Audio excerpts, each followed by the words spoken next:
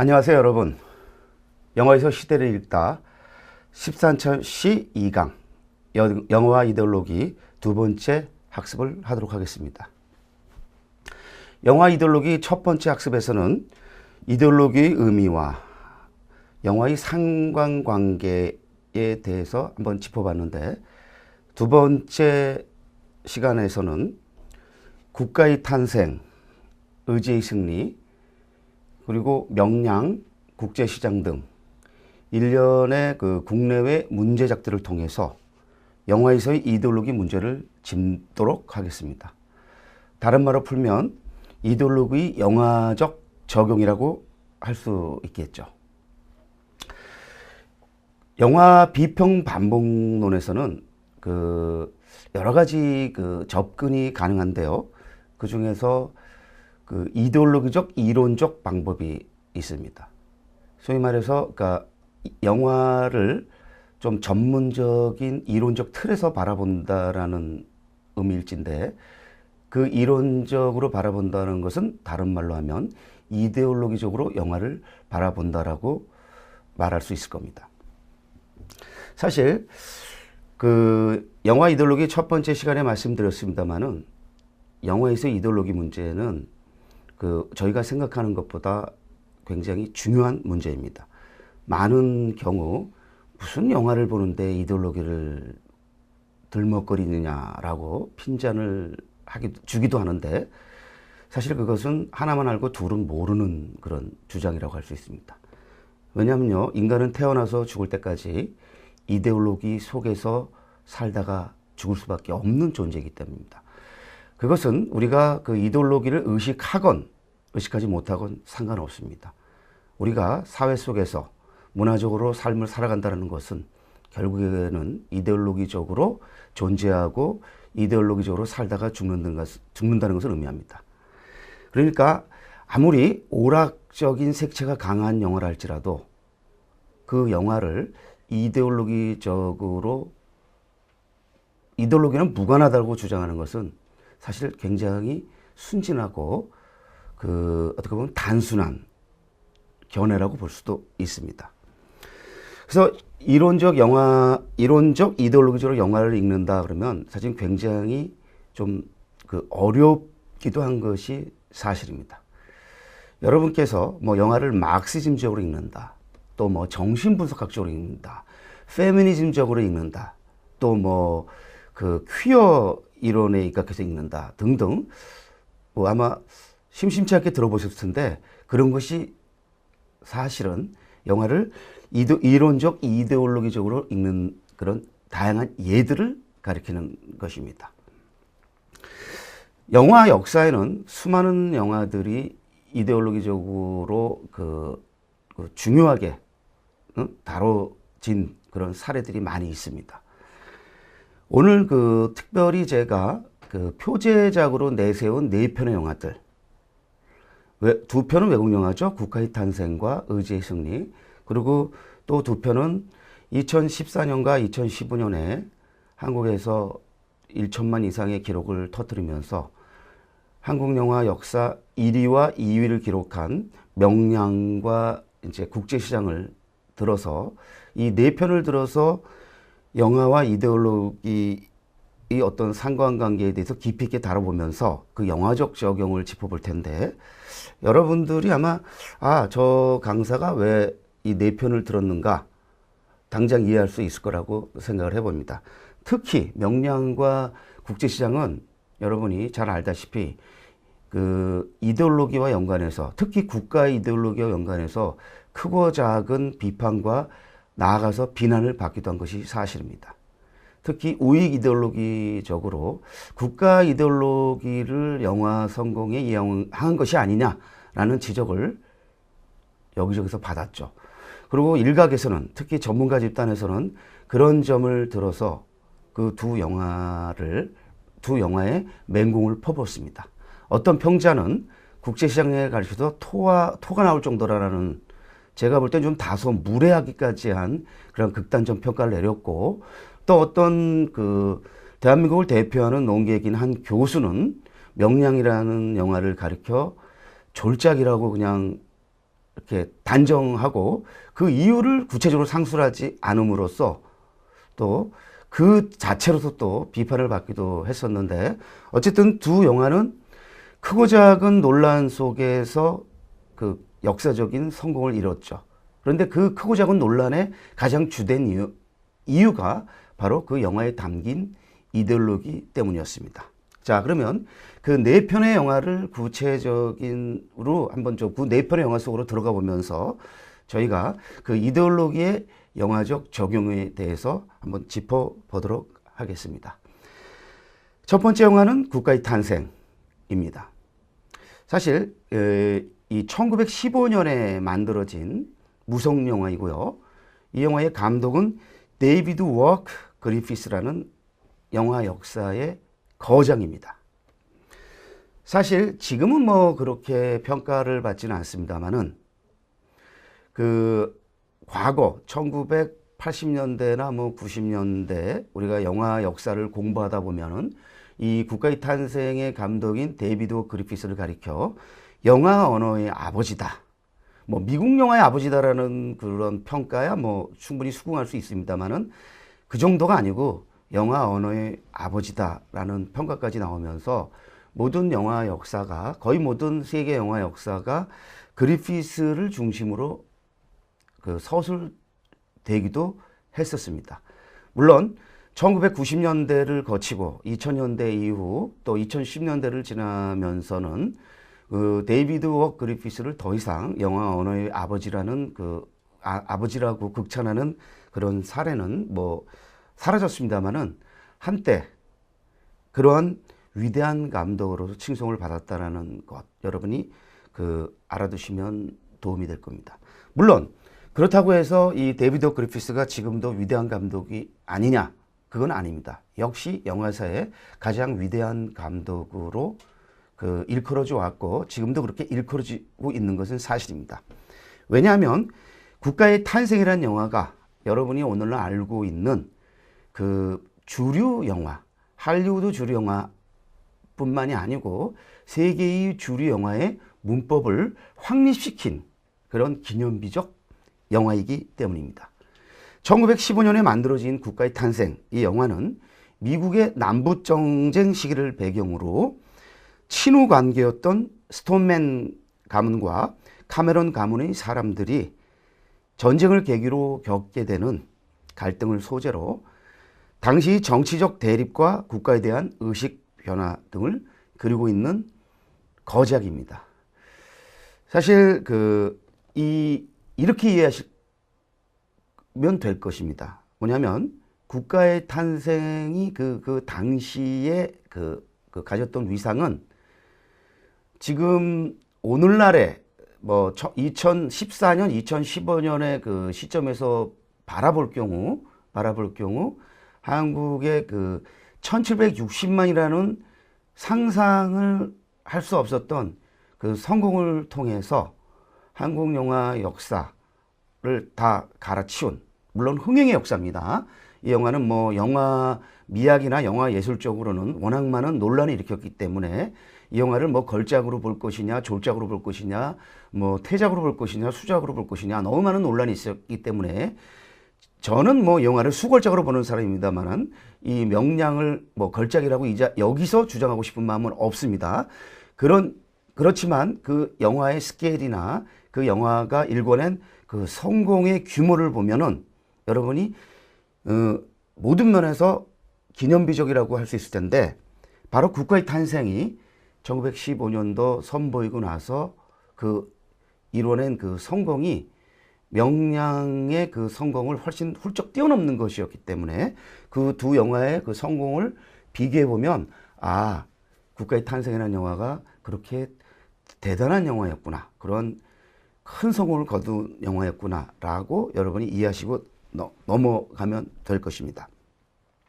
그런데 이 영화는 그 영화적인 어떤 업적, 약간 좀 설명을 드리면은 제가 아까 말씀드렸죠. 이 영화를 통해서 그 주류 영화의 문법이 확립됐다라고 말씀드렸는데, 우리가 오늘날 알고 있는 많은 그 영화적인 기법들이 사실 이 영화를 통해서 확립됩니다. 그러니까 국가의 탄생에서 뭐 최초로 쓰였다라는 주장은 오류입니다만은 가령 클로즈업이 체계적으로 사용됐다든지 영화에서 또 편집에서 교차 편집이나 평행 편집이 체계적으로 사용됐다든지 또 그 가령 그 우리가 알고 있는 그 뭐 해피 엔딩의 문제라든지 등등 또 편집의 문제에서 그 불가시 편집이라든지 등등 저희 그 주류 영화에서 그 중시되는 거의 모든 영화 문법이 국가의 탄생을 통해서 확립됐다라는 것은 여전히 지금도 맞습니다. 그러니까 오류라고 말할 수는 없죠. 그런데 이 영화는 이 영화에서 담겨 있는 인종주의적인 어떤 시각이라든지 오늘날도 문제가 되고 있습니다만은 KKK단 아주 극우 유색 차별 인종 집단을 말하는 것인데 KKK단을 영웅시하는 그러한 일부 묘사라든지 그런 등등의 어떤 접근을 통해서 이 영화가 거둔 성공 못지않게 존엄을 받고 야유를 받았습니다. 그것은 오늘날도 사실은 마찬가지입니다. 여러분이 국가의 탄생을 지금 뭐 유튜브 자료 같은 데서 여러분이 쉽게 찾아볼 수 있습니다. 제가 뭐 여기서 같이 보지는 않겠습니다만은 여러분이 유튜브를 들어가서 국가의 탄생을 쳐보면 이 영화에 관련된 자료들을 많이 찾아볼 수 있을 텐데 여러분이 이 영화를 혹시 보시게 되신다면은 이 영화가 정말 이데올로기적으로 정말 심각한 문제가 있구나 하는 것을 대번에 느끼시게 될 겁니다. 그럼 여기서 이런 근본적인 질문이 나옵니다. 자, 영화 미학적으로 그렇게 뛰어난데 또 영화 예술적으로는 그렇게 뛰어난데 자, 그러면 그런 이데올로기적으로 문제가 있다고 해서 이 영화를 단죄해야 될 것이냐라는 이런 근본적 질문을 던질 수 있을 것입니다. 자, 이 문제는 전문가건 비전문가건 상관없이 본인이 갖고 있는 이데올로기와 연관해서 누구나 던질 수 있는 의문일 것입니다. 저는 케이스 바이 케이스라고 보는 그런 입장입니다. 이데올로기적인 그런 접근이 도저히 받아들일 수 없을 정도로 심각할 경우는 그것이 문제될 수밖에 없고 또 뭐 다른 사람이 어떻게 보든 관계없이 본인이 갖고 있는 이데올로기의 수용의 범위 내에서 만약에 수용이 가능하다면은 그 이데올로기적인 문제를 조금 한켠에 치워두고 그 영화적인 어떤 성취라 그럴까요? 영화 미학적인, 영화 예술적인 성취를 들어서 어떤 영화를 평가할 수도 있지 않겠느냐. 저는 이렇게 보는 입장이긴 합니다. 그래서 국가의 탄생, 의지의 승리, 명량, 국제시장 이 네 편의 경우가 다소 또 크고 작은 차이를 드러낼 거라고 생각을 합니다. 저 같은 경우는 이 국가의 탄생의 경우는 지나치게 이데올로적인 편견이 심해서 영화적 덕목은 충분히 인정하지만은 이 영화를 그렇게 좋아하는 그런 부류는 아닙니다. 그렇다고 해서 이 영화가 예를 들면 졸작이다 또 이렇게 보는 입장은 아닙니다. 이것은 뭐 양비론적 입장만 이런 것을 말하는 것은 아니고요. 이 영화가 이룩한 그런 영화 미학적, 영화 예술적 성취는 충분히 인정하면서 이 영화가 가지고 있는 이데올로기적 위험함 이것에 대해서는 우리가 충분히 경계하면서 접근해야 된다는 것이 저의 입장입니다. 자, 그러면은 사실 국가의 탄생 이상으로 이데올로기적으로 더 위험한 영화가 바로 두 번째 언급하게 될 의지의 승리라는 다큐멘터리 영화입니다. 의지의 승리는 1935년도에 만들어진 역사적인 다큐멘터리입니다. 히틀러를 알게 된 독일의 여성 감독 레니 리펜슈탈이 1934년 독일 뉴렌베르크에서 열렸던 나치 전당대회를 찍은 다큐멘터리입니다. 단순한 기록 영화의 차원을 넘어서는 예술 작품으로 평가받고 있는데 바로 여기서 이제 심각한 문제가 발생하는 거죠. 저도 뭐 이 영화를 여러 차례 봤고 또 수업 시간에도 많이 다뤘습니다만은 정말 이 영화의 형식미는 입이 다물어지지 않을 정도로 뛰어납니다. 그런데 히틀러에 대한 그 찬양의 그 정도가, 그 강도가 하도 세서 굉장히 불편할 뿐만 아니라 불쾌하기까지 합니다. 자, 그 국가의 탄생에서도 그런 문제가 발생했습니다만은 예술 형식미에서는 그렇게 뛰어나고 영화 미학적으로는 그렇게 대단한데 그 이데올로기가 불쾌하다. 여러분 어떻게 받아들이시겠어요? 여러분도 한번 직접 그 뭐 유튜브에서 찾아서 보실 수 있을 거라고 보는데 그 여러분도 아마 이 영화를 보시게 되면 그런 갈등을 느끼게 될 겁니다. 야, 정말 뛰어나다 형식미가. 그런데 야, 어떻게 히틀러를 저런 식으로 찬양할 수 있을까? 한마디로 히틀러를 메시아로 보고 메시아처럼 묘사를 합니다. 그 영화의 어떤 그 앵글 자체가 그 기본적으로 그 위대한 그 지도자로 칭해졌던 히틀러에 대한 어떤 찬양으로 형식이 일관됩니다. 그래서 영화와 이데올로기와 연관해서는 그 데이비드 그리피스의 국가의 탄생과 더불어 가장 많이 언급되는 영화이죠. 그래서 오드리 설킬드라는 사람이 이렇게 말한 바가 있습니다.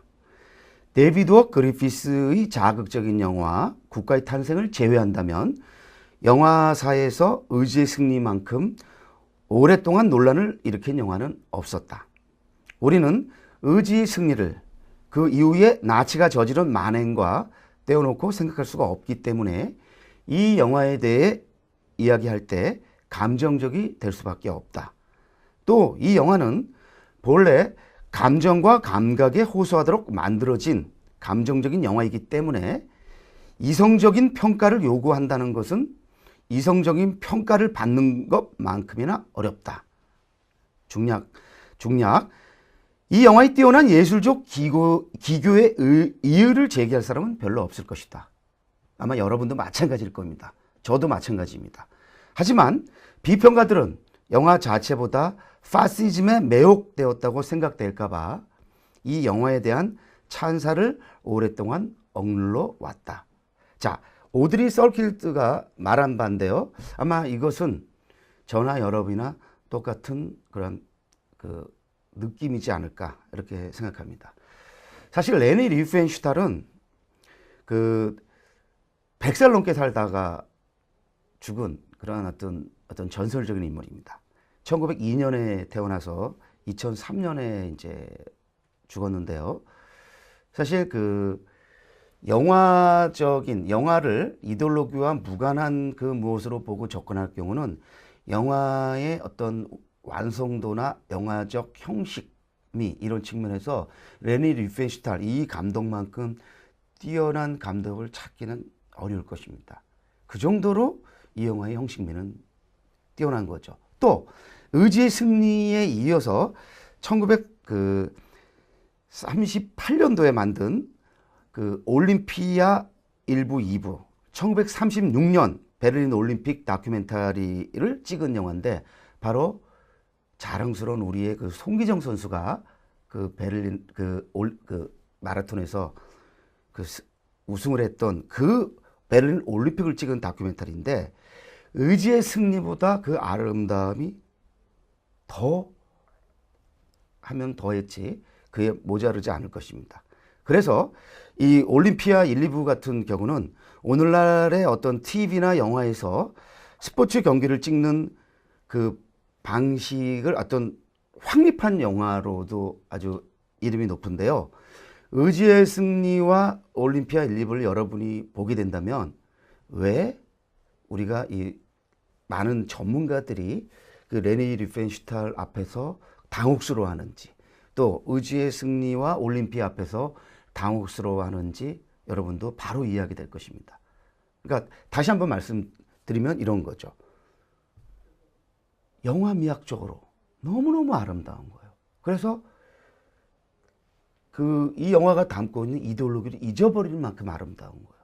그런데 갑자기 다시 정신을 차리고 보면 이 영화는 결국엔 나치즘을 찬양하고 히틀러를 찬양한 그런 영화입니다. 여러분, 단지 독일 역사만이 아니죠. 세계 역사 자체가 나치즘에 의해서 어떤 식으로 일그러지고 어떤 식으로 그 문제시 됐는지를 여러분이 이해를 한다면은 아마 이러한 주저함, 이러한 당혹스러움을 여러분도 바로 이해하지 않을까 이렇게 보고 있습니다. 물론 이런 또 질문은 던져보고 싶습니다. 어느 날 누가 그러더라고요. 그 요즘 젊은이들은, 그러니까 물론 저도 젊습니다만은 그 10대, 20대의 어린 친구들이 역사에 무관심하다 보니까 우리가 6.25도 잘 모르고, 그러다 보니까 또 그 세계 뭐 1차 대전이나 세계 2차 대전이나 그런 것에 대해 별로 관심이 없을 수 있고, 그러다 보면 나치즘이 뭔지도 모르고 또 히틀러가 누구인지도 모를 수도 있겠다 싶긴 합니다만은, 이 수업을 함께 받는 여러분들은 적어도 나치즘과 히틀러에 대한 어떤 상식, 또 나아가서 지식이 있을 거라는 믿음으로 저는 이렇게 말씀드리니까, 뭐 나치즘과 우리가 히틀러에 대해서 뭐 이렇게 이 자리에서 뭐 더 이상 깊이 얘기할 필요는 없을 거라고 보고요. 여러분이 이제 뭐 그 항상 이런 수업을 받을 때도 마찬가지인데요. 영화 수업을 우리가 이제 영화를 여러분이 깊이 있게 이제 보려면은 사실 상당한 학습을 하면서 그 이렇게 보조를 맞춰서 영화를 보는 것이 사실 요청됩니다. 또 영화만이 아닙니다. 여러분이 가령 미술을 여러분이 원하는 만큼 음미하려면, 또 여러분이 음악을 여러분이 원하는 만큼 깊이 있게 이해하려면, 또 건축도 마찬가지고 연극도 마찬가지고 문학도 마찬가지죠. 일정한 학습을 하면서 사실은 그 어떤 문화 예술을 감상 음미해야 된다라는 것, 뭐 새삼스럽게 다시 한번 말씀을 드리고요. 예, 국가의 탄생과 의지의 승리에 이어서 이제는 한국 영화 두 편, 명량과 국제시장으로 넘어가 보겠습니다. 자, 여러분, 뭐 명량 국제시장 대부분 보셨을 거라고 생각합니다. 그런데 아마 여러분들 중에는 두 영화를 보시지 않은 분들이 또 적지 않을 거라고 예상합니다. 그 이유 중에 하나가 이 두 영화가 불러일으킨 어떤 크고 작은 이데올로기적인 문제들 때문일 거라고 저는 짐작해 봅니다. 명량이라는 영화는 뭐 여러분이 우리 뭐 너무나도 잘 아시는 우리 한국 역사의 가장 위대한 세종대왕과 더불어 가장 위대한 리더로 일컬어지는 이순신 장군의 그 명량 대첩, 명량 해전을 이제 극화한 영화인데, 1592년 임진난이 일어나고 또 그로부터 몇 년 지난 1598년인가요? 정유재란이 일어났을 때, 그 정유재란이 일어났을 때 마지막 그 330여 척의 그 일본 그 군에 맞서서 단 12척으로 맞서서 그 330여 척의 그 일본군을 패퇴시키고, 물론 다 전멸시킨 건 아닙니다. 일부 그 파괴시키고, 그럼으로써 그 일본군이 결국에는 자기들이 도저히 승산이 없다고 판단해서 배들을 돌려서 도망가는 거죠. 물론 그 도망가는 그 배들을 또 많이 그 파괴시키긴 했습니다만은 그 330여 척을 다 뭐 전멸시킨 거라고 여러분이 뭐 이렇게 오해하시면은 안 될 거고요. 어쨌든 그 한국 역사만이 아니라 세계 그 해전사에서도 최대의 그 대첩으로 이루어지는 그 일컬어지는 그러한 위대한 그 대첩이었는데, 사실 이 영화, 이 이순신 장군 스토리, 특히 이제 명량 해첩을 영화한다는 것은 굉장히 위험한 시도였다, 프로젝트였다라고 생각이 되었을 겁니다. 그런데 제가 감독을 만나서 대화를 나눠보니까 그 김한민 감독은 그렇게 위험한 프로젝트라고 자기는 여기지 않았다라고 생각을 하더라고요. 그래서 제가 그러면 1760만이라는 이런 기록적인 성공을 이뤄낼 수 있을 거라고 생각했느냐라고 물었더니 그렇지는 않지만 1000만 정도는 충분히 넘을 수 있을 거라고 자신했다고 하더라고요. 어떻게 그게 자신이 가능했나 했더니 김한민 감독은 그 고등학교 다닐 적부터 굉장히 역사에 밝았습니다. 그래서 그 역사에 밝았기 때문에 이미 고등학교 2학년 때부터 영화 감독을 꿈꾸면서 그때 이미 그 명량을 포함한 이순신 장군의 어떤 그러니까 임진난 이야기, 우리 임진난 이야기와 그다음에 병자호란 이야기, 그다음에 일제강점기 이 세 시기의 한국 영화 역사 시기를 영화로 담고 싶어 했고 그 1탄으로 병자호란 이야기를 다룬 게 바로 최종병기 활이고 두 번째 임진난을 다루는 게 이제 명량해전이었는데 2008년에 이 영화를 처음 기획했다고 합니다. 그리고 2012년인가 그 투자고가 나왔고 2013년에 영화를 찍으면서 2014년에 개봉을 하게 됐는데 이때의 사회 분위기가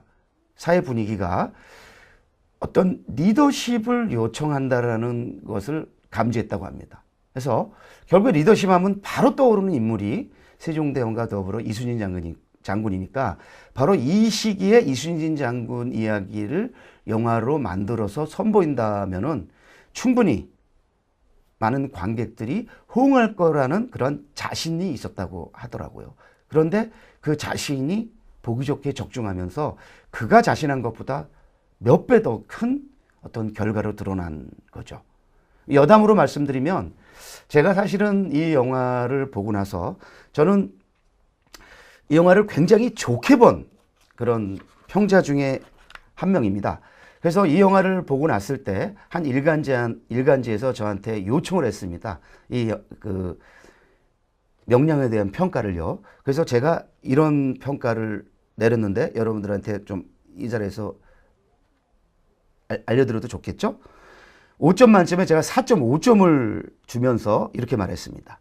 대작을 넘어 저작의 아우라, 느낌표, 성격화, 연기, 음악 효과 등 사운드 연출, 극적 호흡, 주제 그리고 주제의식 등 영화의 전 층위에서 최상의 수준을 일궈냈다.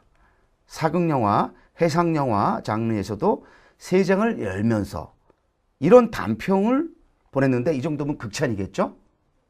그렇죠? 그리고 저는 이 영화에 그 부여한 이 극찬, 여러분하고 지금 이 명량에 대한 이야기라는 지금 이 시간에도 이 극찬은 저는 여전합니다.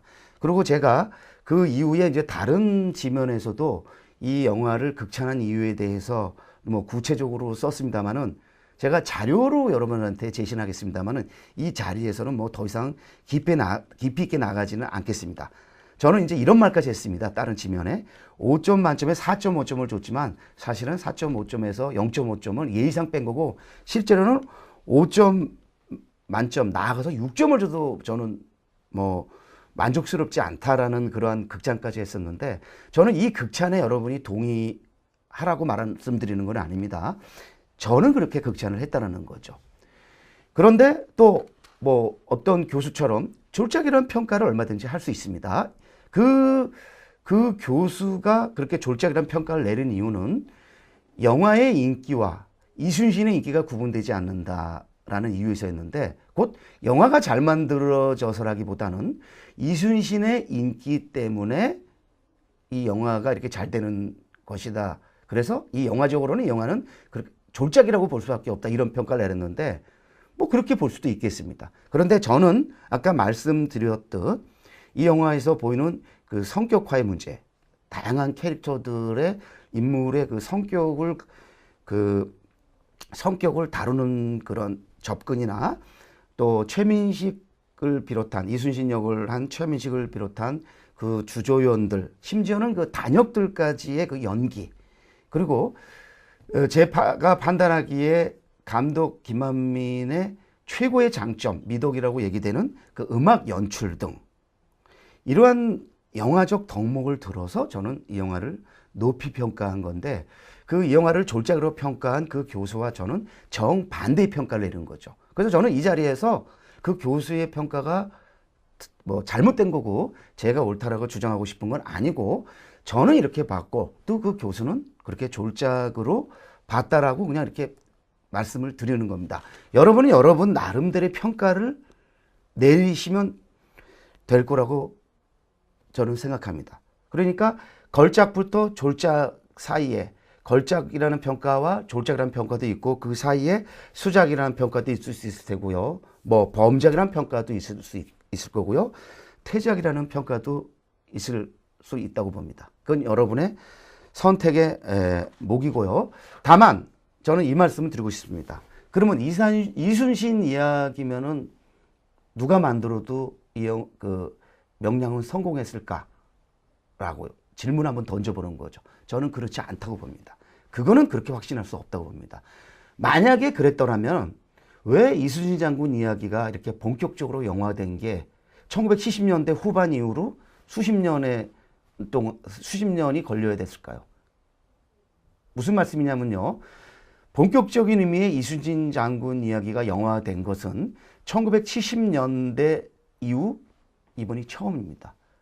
그 사이에 물론 애니메이션으로 만들어진 경우는 있고 또 박중훈 씨가 그 주연을 맡았던 천군 같은 그런 영화가 있습니다만 그 영화는 본격적인 의미의 전국 이순신 장군 이야기라고 볼 수 없습니다. 그래서 정식으로 이순신 장군 스토리를 영화한 경우는 1970년대 후반 이후 지금 이 명량이 처음입니다. 만약에 이순신 장군 이야기이기 때문에 성공이 만약에 가능했다라고 가정을 한다면 자, 돈 벌기 위해서 혈안이 된 대한민국 영화 기획 제작자들이 왜 그동안은 이순신 장군 이야기를 만들지 않았을까요? 그리고 왜 김한민 감독은 이 영화를 2008년부터 기획해서 2013년에 가서야 촬영을 하고 2014년에 가서야 선보였을까요? 이건 논리적으로 이거는 모순이죠. 이순신 장군이기 때문에 성공이라는 결론을 내릴 수 있다면 이순신 장군 이야기는 우리가 그동안 심심치 않게 만났어야 된다라는 것이 제 이야기입니다. 그래서 뭐 이 자리에서 명량이 영화적으로 얼마나 뛰어났느냐라는 주장을 하고 싶지는 않습니다만은 이순신 장군 이야기이기 때문에 성공했다라는 주장은 별로 설득력이 없다라는 거죠. 그래서 저는 이렇게 결론을 내고 싶습니다. 김한민 감독의 영화적인 성취가 관객들에게 충분히 그 설득력 있게 또 감동적으로 다가왔기 때문에 지금 같은 성공이 가능하지 않았겠느냐라고요. 분명히 이데올로기적으로 이 영화에 대한 비판을 할 수 있습니다. 감독의 의도와 관계없이 많은 정치 지도자들이 이순신 리더십을 아전인수격으로 끌어들였죠. 사실 지금 대한민국 사회의 가장 큰 문제는 그 이순신 장군 리더십을 우리가 볼 수 없다라는 것이라고 감히 제가 이 자리에서 말씀드릴 수 있을 것 같은데 그래서 이순신 장군과 관련된 영화를 보면서 이순신 장군 영화적 덕목을 떠나서 현실에서도 이순신 리더십을 보고 싶다라는 어떤 갈망이 관객들한테 작용하면서 이 영화가 원래 그 예상한 것보다 훨씬 큰 성공을 이루는데 어떤 결정적 기여를 했을 거라고 저도 보고 있습니다만은 그것이 바로 이데올로기적 작용이겠죠. 그렇지만은 그것이 이데올로기적 작용이라고 하더라도 그것이 이 영화의 어떤 뭐 치명적 약점으로 작용을 하는 것이냐라고 보는 것에 대해서는 저는 의문입니다. 여러분이 만약에 그것 때문에 좀 거북살스럽다면 그렇게 보시면 됩니다. 그리고 이 영화에 담겨 있는 어떤 국가 이데올로기, 이순신 장군의 리더십을 통해서 지금 어떤 국가적인 어떤 발언을 하려는 감독의 어떤 의도에 대해서 동의하지 않는다면 여러분이 동의하지 않고 그냥 이 영화를 평가하면 될 거라고 봅니다. 자, 그러면 국제시장은 어떨까요? 국제시장은 또 명령과는 또 다른 논란을 일으켰죠.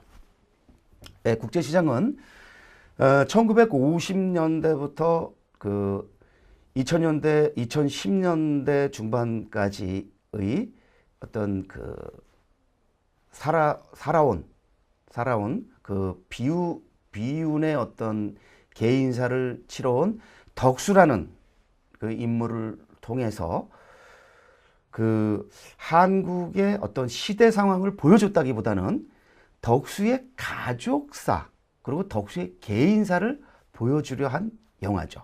그래서 윤재균 감독은 기회 있을 때마다 인터뷰나 뭐 여러 자리에서 아버지에게 바치는 혼사다. 또 아버지에게 바치는 송가라는 점을 누누이 강조했죠.